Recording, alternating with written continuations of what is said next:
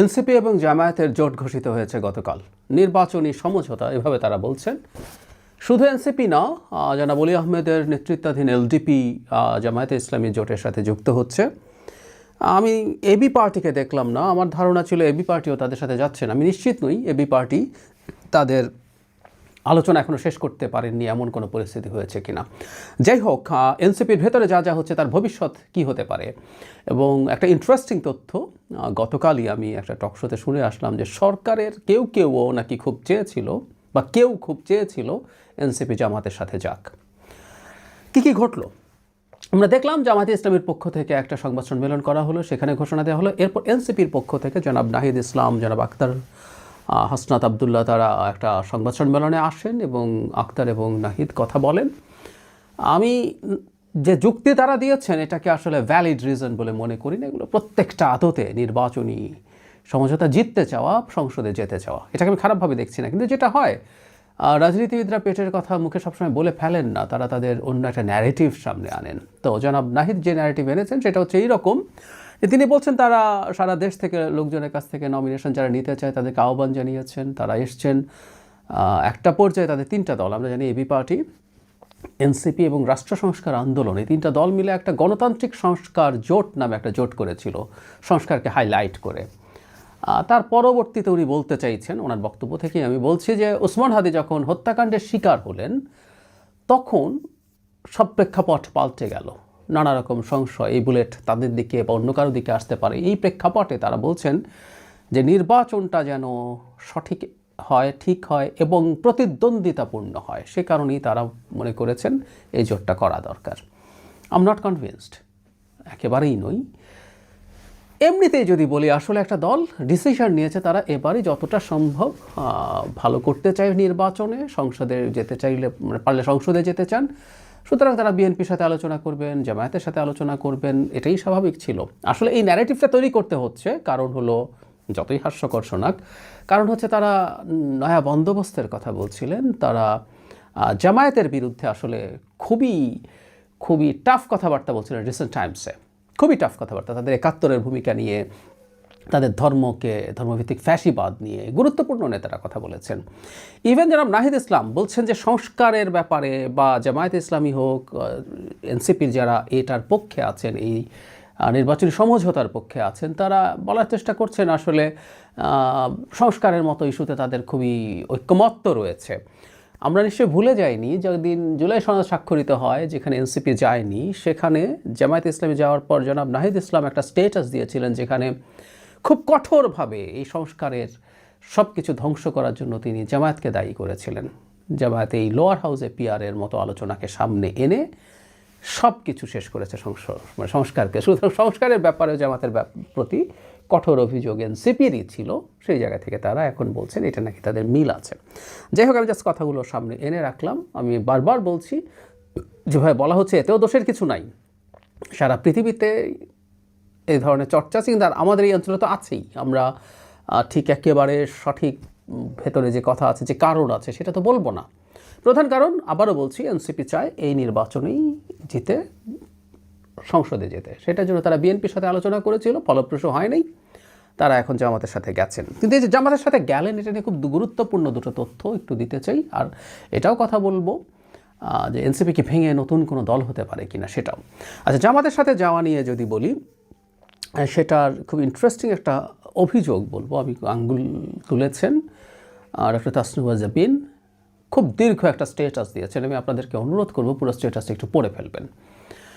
অনেক কথা লিখেছেন খুব চমৎকারভাবে, কিন্তু এর মধ্যে একটা জিনিস খুব ক্লিয়ারলি তিনি বলতে চাইছেন, এটা একেবারে একটা পরিকল্পিত ঘটনা।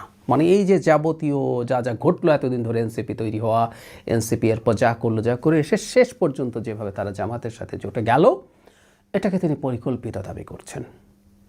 অনেক কথাবার্তা আছে, অনেক অভিযোগ আছে। উনি এই দলটার সাথে শুরু থেকেই ছিলেন, সুতরাং বেশ কিছু অভিযোগ করেছেন। এগুলো আমরা আমাদের মতো করে বোঝার জন্য এটা পড়ে রাখা ভালো। কিন্তু এটা পরিকল্পনার কথা বলছি। এই পরিকল্পনার অংশেই মনে হলো গতকাল একটা টক শোতে ইত্তেফাকের এক্সিকিউটিভ এডিটর জনাব সালেউদ্দিন টক শোতে অন রেকর্ড একটা কথা বলেছেন, সেই জন্য সেটা আমি ব্যবহারই করতে পারি। তিনি বলছেন কথাটা ঠিক এইরকম। তিনি সাথে সরকারের একজন গুরুত্বপূর্ণ ব্যক্তির প্রেজেন্সে জনাব নাহিদ ইসলাম বলছেন সরকারের একজন উপদেষ্টা তাকে বারবার চাপ দিচ্ছেন তারা যেন দ্রুত জামাতের সাথে জোট করেন। আবারও বলছি, জনাব সালেউদ্দিনের সাথে তার সাথে উপস্থিত ছিলেন এই বর্তমান সরকারের গুরুত্বপূর্ণ একজন ব্যক্তি। এই দুজনের সামনে জনাব নাহিদ ইসলাম বলেছেন সরকারের কোনো একজন উপদেষ্টা তাকে ক্রমাগত নিয়মিত চাপ দিচ্ছেন তারা যেন জামাতের সাথে জোট গঠন করে। তার মানে এই সরকারের লোকজন এই ধরনের কাজ করে বেড়াচ্ছেন কোন উপদেষ্টা, এই ব্যাপারটা নিয়ে আসলে আমাদের কৌতূহল আছে এবং সরকারে বসে রাজনীতি চলছে। ছাত্র উপদেষ্টারা সরকারে বসে রাজনীতি করতেন আমরা জানি, কিন্তু এখন তো ছাত্র উপদেষ্টারা নেই, এখন অন্য কোনো উপদেষ্টা রাজনীতি করছেন, সেটা আমাদের একটু মাথায় রাখা দরকার আছে। যে কথাটা বলছিলাম, এনসিপি ভেঙে যেতে পারে কি না, খুবই সম্ভাবনা আছে। আমরা গতকালই দেখেছি 30 জনের স্টেটমেন্ট, আরও অন্যান্য সদস্যরা এনসিপির বিরুদ্ধে কথা বলছেন, সিদ্ধান্তের বিরুদ্ধে কথা বলছেন। গতকালই আমার সাথে একটা টকশোতে এনসিপির একজন নেত্রী সিদ্ধান্তগুলো উনি পদত্যাগ করেননি, কিন্তু উনি সিদ্ধান্তগুলো পছন্দ করছেন না, তিনিও নির্বাচনের জন্য চেষ্টা করছেন। এখন নির্বাচনের মূল সংকটের জায়গা যেটা তাসরিমা জাবিনের স্টেটাসেও ছিল যে তাদের যখন এক্সিকিউটিভ কমিটির মিটিং হয় তখন এই কথা ছিল না যে আসনগুলো তারা পাবেন তার বাইরের সিটগুলোতেও প্রার্থী থাকতে পারবে না। ব্যাপারটা এরকম যে তারা সব জায়গায় প্রার্থী দেবেন, এরকম আলাপ হয়েছিল।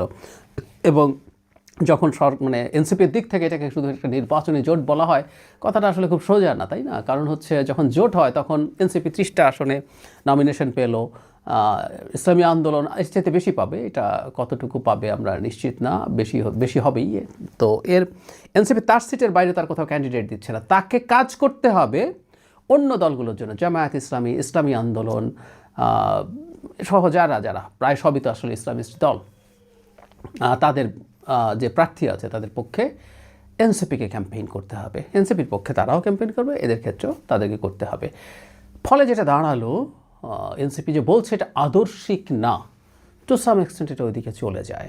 জামাত তার নিজস্ব চিন্তা আছে, এই জোটে জামাতের বাইরে এমন রাজনৈতিক দল আছে যারা কোনো নারী অ্যাঙ্কার থাকলে সেই টকশোতে আসেন না, যাদের সংবাদ সম্মেলনে কোনো নারী সাংবাদিক প্রবেশ করতে পারেন না। সো এনসিপিকে এখন এইসব প্রার্থীর পক্ষেও সেসব এলাকায় কাজ করতে হবে।